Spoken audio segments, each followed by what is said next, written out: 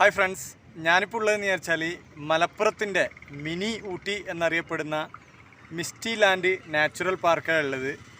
അപ്പോൾ നമുക്ക് അവിടുത്തെ വിശേഷങ്ങൾ എന്താണെന്ന്, കാഴ്ചകൾ എന്തെല്ലാമെന്നെല്ലാം നമുക്ക് ഒന്ന് കയറി നോക്കാം. പരിസരങ്ങളിലുള്ള കാഴ്ചയും കാര്യങ്ങളെല്ലാം ഞാൻ നിങ്ങൾക്ക് വിശദമായിട്ട് കാണിച്ചു തരാം.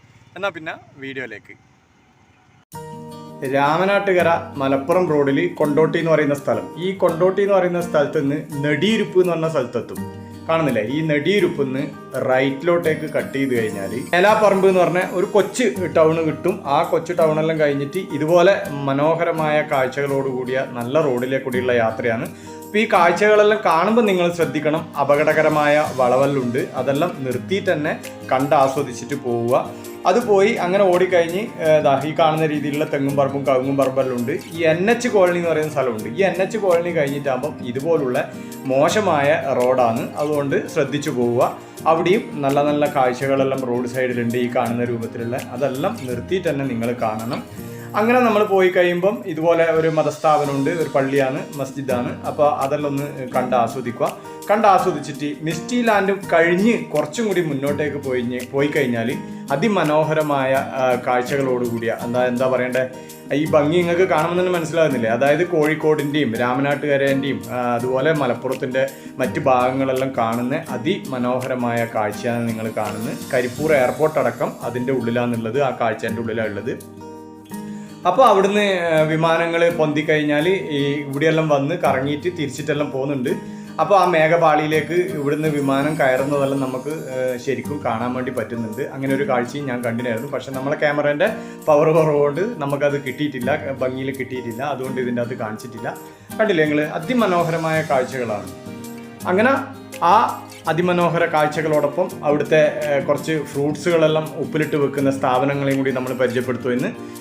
നല്ല ഐറ്റം സാധനങ്ങളാണ്. അതിൻ്റെ കച്ചപ്പ് അവിടെ ഉണ്ട്, എല്ലാം കാര്യങ്ങളെല്ലാം ഉണ്ട്. വേണ്ടുന്നവർക്ക് വാങ്ങിച്ച് കഴിക്കാം. പക്ഷെ ഞാനത് വാങ്ങിച്ചില്ല.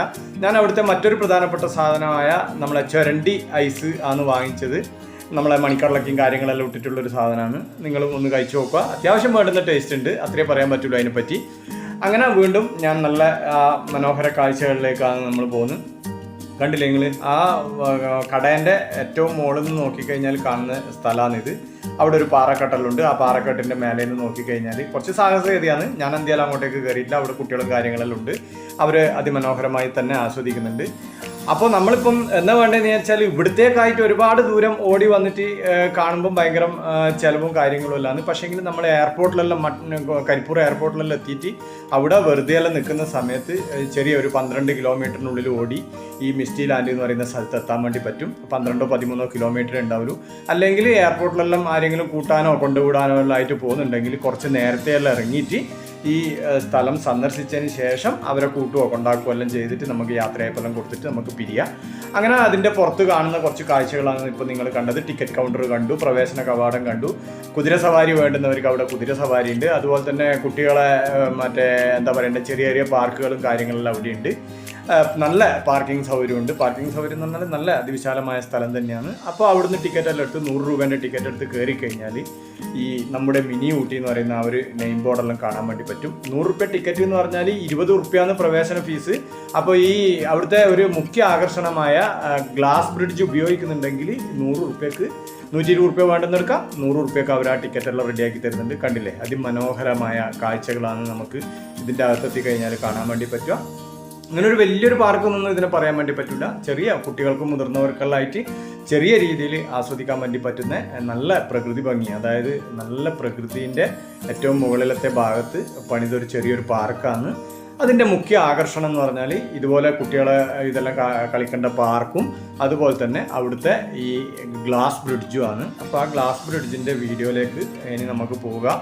കാരണം ഇവിടെ ഏതാണ്ട് നമ്മളെ കുട്ടികളെ ആ പാർക്കും ഇതെല്ലാം കാണിച്ചു കഴിഞ്ഞു. നമ്മളെ കുട്ടികൾക്ക് കുതിര സവാരി നടത്താനും അതുപോലെ ബോട്ടിങ്ങും അതുപോലെ ഊഞ്ഞാലും കാര്യങ്ങളെല്ലാം ആയിട്ട് നമുക്ക് കാണാൻ പറ്റും. ഇതൊരു നല്ല വ്യൂ ആണ്. എന്തായാലും ആ ശില്പിയും കാര്യങ്ങളെല്ലാം നല്ല അതിമനോഹരമായിട്ട് തന്നെ അത് പണിത് വെച്ചിട്ടുണ്ട്. ഇനി നമ്മൾ ബ്രിഡ്ജിലേക്കാണ് പോകുന്നത്. അപ്പോൾ ആ ബ്രിഡ്ജിൻ്റെ അടിഭാഗത്തു നിന്നുള്ള കാഴ്ചകളാണ്. രണ്ട് വശത്തും, അതായത് ഇടത്ത് ഭാഗത്തുനിന്നും വലത് ഭാഗത്തുനിന്നും നോക്കിക്കഴിഞ്ഞാൽ ബ്രിഡ്ജിൻ്റെ അടിവശം ഈ രീതിയിലാണ് ഉണ്ടാവുക. കണ്ടില്ലേ നിങ്ങൾ, അതിമനോഹരമായ ഒരു ഗ്ലാസ് ബ്രിഡ്ജാണ് അവിടെ പണിതിട്ടുള്ളത്.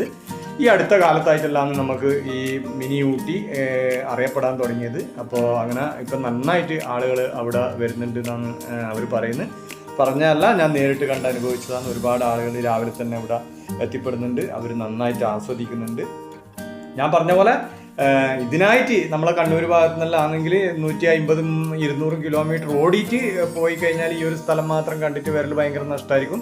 അപ്പോൾ ഈ എയർപോർട്ടിലെല്ലാം നമ്മൾ നേരത്തെ പറഞ്ഞ പോലെ എയർപോർട്ടിലെല്ലാം വെറുതെ എല്ലാം നിൽക്കുന്നുണ്ടെങ്കിൽ, അല്ലെങ്കിൽ കൂട്ടാൻ വേണ്ടി പോയ ഫ്ലൈറ്റ് ലേറ്റായി, അപ്പോൾ നമുക്കൊന്ന് അപ്പുറം പോവാം, അല്ലെങ്കിൽ കൊണ്ടാക്കാൻ വേണ്ടിയിട്ടുള്ള ഫ്ലൈറ്റ് ലേറ്റായി, അപ്പം അപ്പുറം പോയിട്ട് കറങ്ങിയിട്ട് വരാമെന്നെല്ലാം വിചാരിച്ചിട്ട് നമുക്ക് കറങ്ങി കാണാൻ വേണ്ടി പറ്റുന്നൊരു സ്ഥലമാണ്. അല്ലെങ്കിൽ നിങ്ങൾ പാലക്കാട് ഭാഗത്ത്, മലപ്പുറം ഭാഗത്തെല്ലാം മറ്റെന്തെങ്കിലും എല്ലാ ആവശ്യത്തിന് പാലക്കാടേക്കെല്ലാം പോകുന്നവർ, മലമ്പുഴ അല്ലെങ്കിൽ മറ്റുള്ള എന്തെങ്കിലും ഭാഗത്തേക്ക് പോകുന്നവർക്ക് ഈ ഒരു സ്ഥലം അന്വേഷിച്ച് കയറിയിട്ട് പോകാവുന്നതാണ്. അങ്ങനെ നമ്മളെ അതിമനോഹരമായിട്ട് തന്നെ നമ്മൾ അവിടുത്തെ കാര്യങ്ങൾ നിങ്ങൾ കാണിച്ചു തന്നതാണ് എൻ്റെ ഒരു വിശ്വാസം. അപ്പോൾ തുടർന്ന് അങ്ങോട്ടേക്ക് നിങ്ങൾ കാണുക, സ്കിപ്പ് ചെയ്യാതെ കാണുക. ആ ബ്രിഡ്ജിൻ്റെ മുകളിലെല്ലാം കയറിയിട്ടുള്ള കാര്യങ്ങളുണ്ട്. ബ്രിഡ്ജിൻ്റെ മുകളിൽ കയറുമ്പോൾ ചിലപ്പോൾ എല്ലാവർക്കും ഒരുപോലെ ആവണമെന്നില്ല, ചിലപ്പോൾ താഴോട്ടേക്ക് നോക്കുമ്പോൾ തലചുറ്റുന്നവരിലുണ്ടാവും.